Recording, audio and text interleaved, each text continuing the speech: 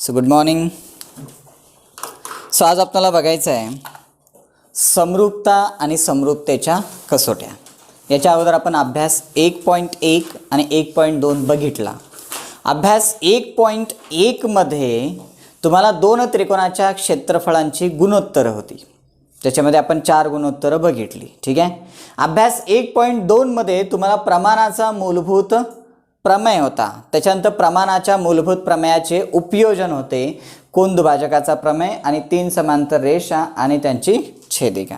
तसंच बघितलं आपण प्रमाणाच्या मूलभूत प्रमेयाचा व्यत्यास आणि त्याच्यानंतर कोनदुभाजकाच्या प्रमेयाचा व्यत्यास. या गोष्टी सगळ्या बघितल्या. ठीक आहे. आता इथून थोडासा चॅप्टर टर्न होणार आहे आणि समरूपता हा कन्सेप्ट तुमच्याकडे येणार आहे. ठीक आहे. समरूपता म्हणजे काय तुम्हाला माहिती आहे? दोन अशा आकृत्या की ज्या दिसायला सारख्या असतात परंतु आकारानं लहान मोठ्या असतात. तर हा चॅप्टर त्रिकोणाशी संदर्भात आहे. त्याच्यामुळे आपण त्रिकोणात दोन अशा आकृत्यांचा अभ्यास करणार आहोत जे की समरूप आहेत, म्हणजे दिसायला सारख्या आहेत परंतु आकारानं कशा आहेत? लहान मोठ्या आहेत. अशा आकृत्यांचा तुम्हाला या ठिकाणी अभ्यास करायचा आहे. ठीक आहे. तर आता दोन त्रिकोण समरूप दाखवण्यासाठी तुमच्याकडं काही कसोट्या आहेत. कसोट्या बघितल्यात आपण. 2ची कसोटी माहित आहे, 3ची कसोटी माहित आहे, 4ची कसोटी माहित आहे आपल्याला. कसोट्या आलं लक्षात. एखाद्या संख्येला 2 भाग जाते हे कसं ओळखतो आपण? त्या संख्येच्या शेवटी 0, 2, 4, 6, 8 या संख्या जर असतील तर त्या संख्येला 2 भाग जातो म्हणतो असं पोरांना आपण. ठीक आहे. कसोट्या म्हणजेच काय असतात? जस्ट ओळखण्यासाठी की एखादी गोष्ट आहे का नाही हे ओळखण्यासाठीची अट म्हणजे काय असते? कसोट्या असतात. तर आता इथे दिलेले दोन त्रिकोण हे समरूप आहेत का हे ओळखण्यासाठी तुमच्याकडे 3 कसोट्या आहेत. समरूपतेच्या 3 कसोट्या आहेत. पहिली कसोटी कोणती आहे? कोको कसोटी. पहिली कसोटी कोणती? कोको कसोटी. दुसरी कसोटी कोणती? बाकोबा कसोटी आहे. बाकोबा कसोटी. आणि तिसरी कसोटी कोणती आहे? बा कसोटी. या 3 कसोट्या आहेत समरूपतेच्या. अशाच एकरूपतेच्या सुद्धा तुम्हाला कसोट्या भेटतील. एकरूपतेच्या 5 कसोट्या आपण इयत्ता 9वी मध्ये बघितलेल्या आहेत. एकरूपता सिद्ध करायची असते म्हणजेच दोन त्रिकोण एक्झॅक्ट आकारानेही सेम आणि दिसायलाही सेम जर असतील तर ते दोन त्रिकोण काय असतात? एकरूप त्रिकोण असतात. परंतु आपल्याला काय बघायचं आहे आता या पॉईंटमध्ये? समरूप बघायचे आहेत. आणि समरूपतेसाठी फक्त 3 कसोट्या आहेत. एकरूपतेसाठी किती कसोट्या आहेत? 5 कसोट्या आहेत. आणि समरूपतेसाठी किती कसोट्या आहेत? 3 कसोट्या आहेत. तर या 3 कसोट्यापैकी पहिली कसोटी कोको कसोटी हे तुम्हाला झालेलं आहे 9वीत पोरांनो. ठीक आहे. जर दोन त्रिकोणाच्या एकाच एक संगतीनुसार जर पहिल्या त्रिकोणाचे 2 कोन दुसऱ्या त्रिकोणाच्या संगत 2 कोनांशी जर एकरूप असतील तर ते 2 त्रिकोण कोको कसोटीनुसार समरूप असतात. ही साधी कसोटी आहे. आलं लक्षात. समजली नसेल तर थोडंसं आपण बघू या ठिकाणी काय म्हणते बघा. जी पहिली कसोटी आहे कोको कसोटी, याच्यामध्ये 2 कोको आहेत. म्हणजे कोणत्याही त्रिकोणाचे 2 कोन एकरूप पाहिजेत. ठीक आहे. उदाहरणार्थ हा पहिला त्रिकोण ABC आणि हा दुसरा त्रिकोण PQR. याच्यामध्ये जर समजा या कोणाचं माप आणि या कोणाचं माप सारखं आहे आणि या कोणाचं माप आणि या कोणाचं माप जर सारखं असेल तर ॲटोमॅटिकली हा तिसरा कोण या ठिकाणी तिसरे कोण संगत कोण हे एकरूप असतातच पोरांनो. जर समजा मी म्हणलं याचं माप 60 अंश आहे आणि याचं माप 70 अंश आहे तर हा P आणि हा A एकरूप असल्यामुळं Pचं मापसुद्धा 60 होईल आणि B आणि Q एकरूप असल्यामुळं Bचं माप 70 असेल तर Qचं मापसुद्धा 70 होणार आहे. मग या उरलेल्या तिसऱ्या कोणाचं माप काय असेल? 180 वजा 70 आणि 60. त्रिकोणाच्या 3 कोणांची बेरीज किती असते? 180 अंश असते. आणि 180 मधून हे 70 वजा केले राहिले किती? 110. 110 मधून हे 60 वजा केले राहिले किती? 50 अंश. म्हणजे या कोणाचं माप किती आलं? 50 आलं. मग या कोणाचंही माप किती यायला पाहिजे? 50 यायला पाहिजे. त्रिकोणाच्या तिन्ही कोणांची बेरीज किती आली? 180 अंश आली. ठीक आहे. मग उरलेला कोण ॲटोमॅटिकली एकरूप झाला ना. 3 कोण दाखवायची गरज आहे का? नाही. फक्त 2 कोण जर समजा तुम्ही एकरूप दाखवलात तर ॲटोमॅटिकली तिसरा कोण एकरूप समजला जाते. आलं लक्षात? त्याच्यामुळं पहिली कसोटी कोको वापरत असताना तुम्हाला कोणतेही 2 कोण एकरूप दाखवायचे आहेत. पहिल्या त्रिकोणाचे 2 कोण दुसऱ्या त्रिकोणाच्या 2 कोणाशी जर एकरूप दाखवलात तुम्ही तर ते 2 त्रिकोण ॲटोमॅटिकली काय असतात? समरूप असतात. कोणत्या कसोटीनुसार? तर कोको कसोटीनुसार ते 2 त्रिकोण समरूप असतात. ठीक आहे. तर आता जे 2 त्रिकोण तुम्हाला समरूप दाखवायचे त्या 2 त्रिकोणामध्ये असं म्हणायचं आहे, त्रिकोण ABC व त्रिकोण PQR मध्ये पहिला कोण A हा एकरूप आहे कुणाशी? कोण P सोबत. कशावरून? डायरेक्ट पक्षामध्ये उदाहरणामध्ये दिलेलीच आहे की कोण Aचं माप आणि Pचं माप सारखं आहे. ठीक आहे. त्याच्यानंतर कोण B हा सुद्धा एकरूप आहे कोण? Q सोबत. Bचं माप Q सोबत एकरूप आहे. आता B ला तुम्ही नाव पूर्ण देऊ शकता. Bचं पूर्ण नाव काय म्हणता येते माने? माने Bचं पूर्ण नाव सांग. तुझं पूर्ण नाव सांग. तुझं पूर्ण नाव सांग. तुझंही पूर्ण नाव माहिती नाही. निखिल दिलीप माने. मग बीचं पूर्ण नाव सांग.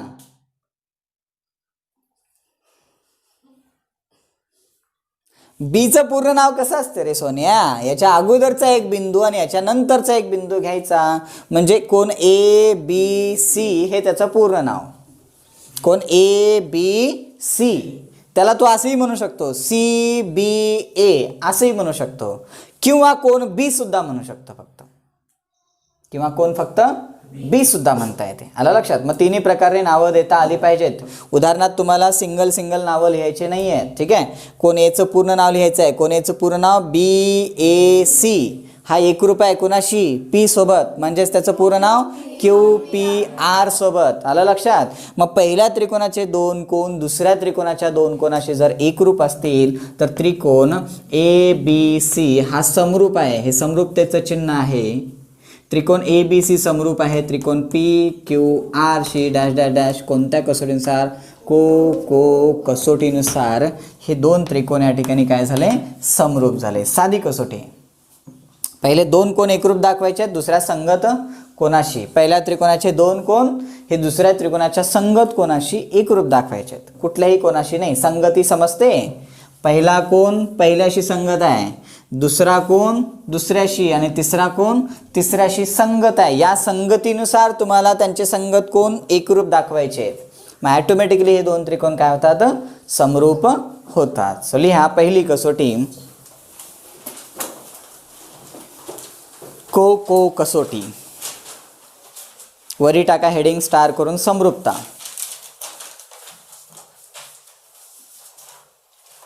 समरूपता आणि खाली पहिली कसोटी कोको कसोटी.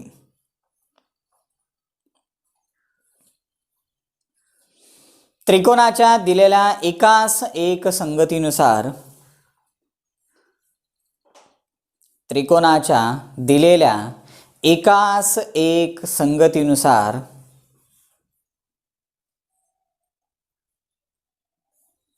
त्रिकोणाच्या दिलेल्या एकास एक संगतीनुसार पहिल्या त्रिकोणाचे 2 कोण किमान 2 कोण पहिल्या त्रिकोणाचे किमान 2 कोण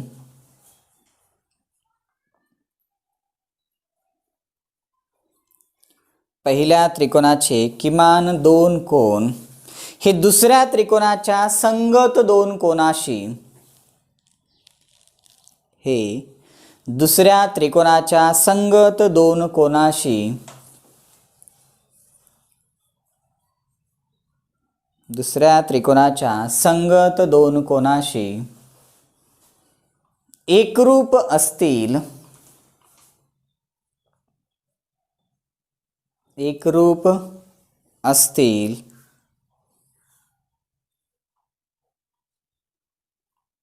तर तर ते दोन त्रिकोण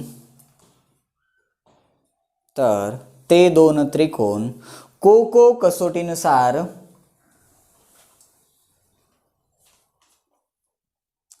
कसोटीनुसार समरूप असतात. ते दोन त्रिकोण को कसोटीनुसार समरूप असतात. या आकृत्या काढा आणि हे त्याच्या खाली त्याची सिद्धता लिहा आणि डॅश डॅश करून हे पूर्ण वाक्यात लिहा. इथं शॉर्ट फॉर्म देऊ नका. को क असं नका काढू, को क असं नका काढू. इथं सरळ लिहा को कसोटीनुसार.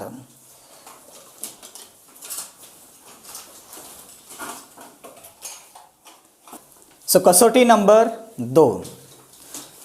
दुसरी कसोटी बा कसोटी.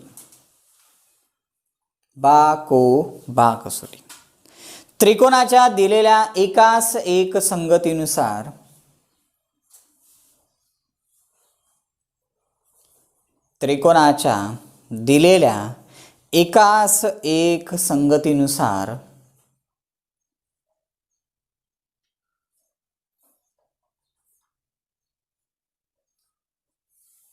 जेव्हा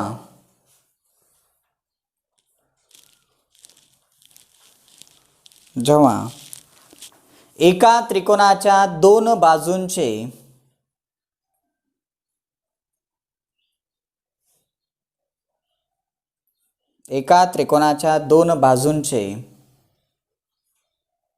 दुसऱ्या त्रिकोणाच्या संगत बाजूंशी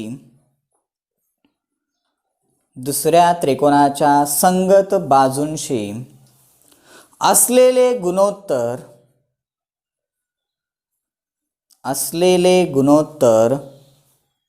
प्रमाणात असेल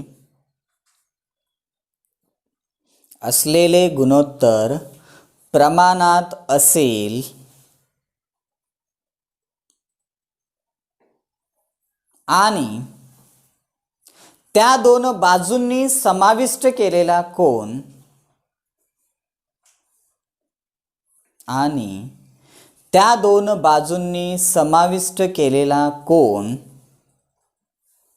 त्या दोन बाजूंनी समाविष्ट केलेले संगत कोन असं करा.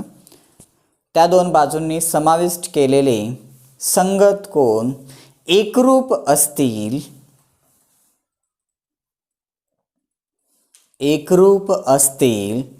तर ते दोन त्रिकोण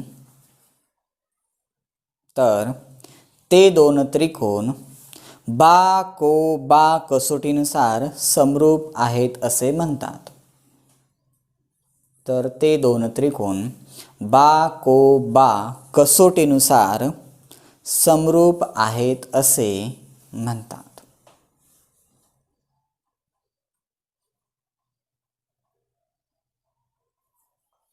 प्रिया खडू आहे का द्या तिथं.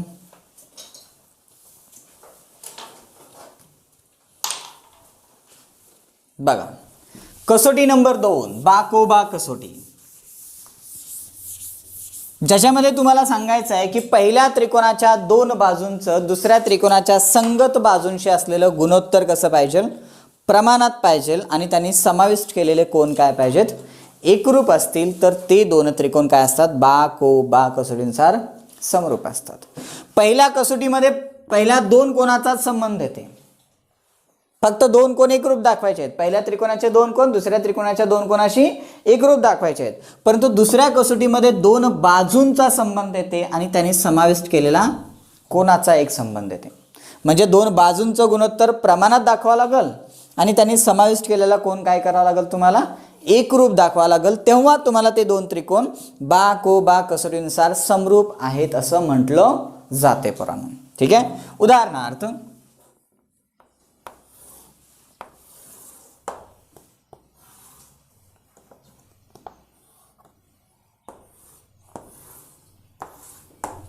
याचं नाव आहे एक्स वाय झेड आणि एल एम आणि एन हा दुसरा त्रिकोण आहे. कसोटी आहे दुसरी बा कसोटी. बा कसोटीमध्ये दोन बाजूंचा संबंध आहे. जर समजा मी म्हटलं एक्स वाय ही बाजू एल एम या बाजूशी एकरूप आहे आणि वाय झेड ही बाजू एम एन या बाजूशी एकरूप आहे, मग दोन बाजू तुम्हाला दिलेल्या आहेत, आलं लक्षात, आणि यांनी समाविष्ट केलेला जो कोन आहे तो एकरूप आहे असं म्हणला तर सरळ सरळ आकृतीकडे बघितल्या तुम्हाला कसोटी कोणती वापरायची आणि कोणत्या कसोटीनुसार हे दोन त्रिकोण एकरूप आहेत ते लगेच ओळखता येते. बाजू दोन आहेत आणि त्यांनी समाविष्ट केलेला कोन म्हणजेच बाजू आणि हा कोन आणि ही बाजू बा को बा अशी कसोटी तुम्हाला या ठिकाणी वापरायची आहे, आलं लक्षात. मग जर बाजू कोन बाजू या कसोटीनुसार जर हे दोन त्रिकोण समरूप असतील तर सरळ म्हणायचं आहे की हे दोन त्रिकोण बा को बा कसोटीनुसार समरूप आहेत. कसं सिद्ध करायचं असते तर त्रिकोण एक्स वाय झेड व त्रिकोण एल एम एन मध्ये पहिल्या बाजूचं गुणोत्तर एक्स वाय ही बाजू आणि एल एम ही बाजू संगत बाजू आहेत आणि या दोघांचं गुणोत्तर म्हणून एक्स वाय छेद एल एम या दोघांचं गुणोत्तर आणि दुसऱ्या बाजू वाय झेड छेद एम एन वाय झेड छेद एम एन या दोघांचं गुणोत्तर जर समान असेल प्रमाणात असेल म्हणजेच काय समान असेल आणि यांनी समाविष्ट केलेला कोन एकरूप असेल. यांनी समाविष्ट केलेला कोन कोणता आहे, या दोन बाजूंनी समाविष्ट केलेला कोन एक्स वाय झेड आहे. हा एक्स वाय झेड हा एकरूप असेल इकडच्या संगत कोणाशी म्हणजेच एल एम एन शी. या दोन बाजूंनी समाविष्ट केलेला कोन कोणता एल एम एन शी म्हणजेच बाजू जर प्रमाणात असतील आणि त्यांनी समाविष्ट केलेला जर कोन एकरूप असेल तर त्रिकोण एक्स वाय झेड हा समरूप असते त्रिकोण एल एम एन शी डॅश डॅश डॅश कोणत्या कसोटीनुसार बा को बा कसोटीनुसार हे दोन त्रिकोण समरूप आहेत असं म्हटलं जाते. जर याचं उदाहरण तुम्हाला बघायचं असेल, उदाहरणार्थ जर समजा हा पहिला त्रिकोण आहे ए बी सी आणि हा दुसरा त्रिकोण आहे पी क्यू आर. हा जर दुसरा त्रिकोण आहे आणि याची बाजू ए बी ही संगत बाजू आहे पी क्यू शी आणि बी सी ही बाजू क्यू आर शी संगत आहे आणि या कोणाचं माप 60 अंश आहे आणि क्यू कोणाचं माप सुद्धा 60 अंश आहे आणि हा 5 दिलेला आहे आणि हा 15 दिलेला आहे, हा 7 दिलेला आहे आणि हा 21 जर दिलेला असेल तर आता हे दोन त्रिकोण तुम्हाला समरूप आहेत का नाही कसं सिद्ध करता येते बघा. ठीक आहे, त्रिकोण ए बी सी व त्रिकोण पी क्यू आर मध्ये असं म्हणायचं आहे. मग पहिल्यांदा संगत बाजूंचं गुणोत्तर घेऊ आपण ए बी छेद पी क्यू बरोबर ए बी ची लांबी 5 आहे छेदात पी क्यू ची लांबी 15 आहे बरोबर 5 1 5 5 त्रिक 15 आणि याला समीकरण नाव दिलं आपण 1. हे पहिल्या संगत बाजूंचं गुणोत्तर आलं. ठीक आहे, मग आता दुसऱ्या संगत बाजूंचं गुणोत्तर घेऊ. मग दुसऱ्या संगत बाजू कोणत्या बी सी छेद क्यू आर. याला उलटं जर केलात तर उत्तर चुकणार आहे तुमचं. बी सी छेद क्यू आर, बी सी ही पहिल्या त्रिकोणाची बाजू आहे आणि या पहिल्या गुणोत्तरात ए बी ही पहिल्या त्रिकोणाची बाजू आहे म्हणजे पहिल्या त्रिकोणाची बाजू आपण अंशात ठेवली आणि दुसऱ्या त्रिकोणाची बाजू आपण छेदात ठेवली. हे दोन्ही गुणोत्तराला सेम करायचं आहे. नाहीतर वरच्या त्रिकोणात पहिल्या त्रिकोणाची बाजू अंशात ठेवली आणि दुसऱ्या गुणोत्तरात गुणोत्तराची बाजू जर पहिल्या त्रिकोणाची बाजू जर दुसऱ्या छेदात जर ठेवलात तर तुमचं उत्तर चुकणार आहे. याला जर पलटी मारलात तुम्ही चुकून बी सी छेद क्यू आर केलात तर हे उत्तर काय येईल 3 छेद 1 येईल. मग समीकरण 1 आणि समीकरण 2 समान नाही. पिल्लन 1/3 आणि 3/1 दोन्ही गोष्टी वेगळ्या आहेत, समजते का? हां, त्याच्यामुळे इथे काही गुणोत्तर बदलायचं नाही आहे बरोबर. बी सीची लांबी 7 आहे छेदात क्यू आरची लांबी 21 आहे. 7 1 7 7 त्रिक 21 आणि याला समीकरण नाव दिलं 2. ठीक आहे, आता बा त्रिकोण ए बी सी व त्रिकोण पी क्यू आर मध्ये पहिली गोष्ट ए बी छेद पी क्यू हे बरोबर आहे बी सी छेद Q R dash dash dash कशावरून समीकरण 1 व 2 वरून डायरेक्टली म्हणता येईल की समीकरण 1 व 2 वरून कसे आहेत बा हे दोन्ही गुणोत्तर सारखे आहेत. आणि त्याच्यानंतर यांनी समाविष्ट केलेला कोन बी आणि क्यू हे दोन्ही 60-60 अंशाचे दिलेले आहेत पक्षामध्ये. ए बी सी हा एकरूप आहे कुणाशी पी क्यू आर सोबत डॅश डॅश डॅश कशावरून हे पक्षामध्ये दिलेला आहे. मग बाजूंचं गुणोत्तर प्रमाणात असेल आणि त्याने समाविष्ट केलेले कोण जर एकरूप असेल तर त्रिकोण ABC हा समरूप आहे म्हणतो आपण. त्रिकोण PQRC कोणत्या कसोटीनुसार? बा कसोटीनुसार हे दोन त्रिकोण काय आहेत? समरूप आहेत. शॉर्ट फॉर्म कोणीही लिहायचं नाही आहे, डायरेक्टली फुल फॉर्म लिहायचं आहे. सो ते उदाहरण ते तिकडचं लिहून घ्या, बा कसोटीची सिद्धता. ठीक आहे, उदाहरण पण लिहून घ्या. मग तर कसोटी नंबर 3 कोणती? बा कसोटी. Write down. त्रिकोणाच्या दिलेल्या एकास एक संगतीनुसार त्रिकोणाच्या दिलेल्या एकास एक संगतीनुसार पहिल्या त्रिकोणाच्या तीन बाजूंचे पहिल्या त्रिकोणाच्या तीन बाजूंचे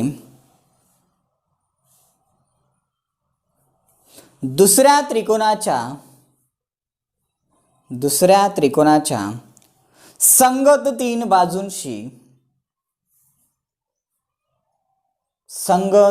बाजूंशी असलेले गुणोत्तर प्रमाणात असेल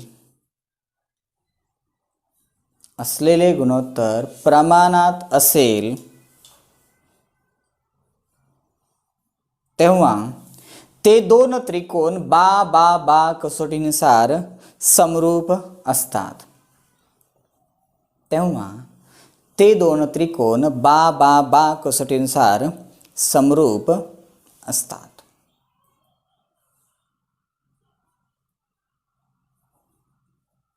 तेव्हा ते दोन त्रिकोण बा कसोटीनुसार समरूप असतात.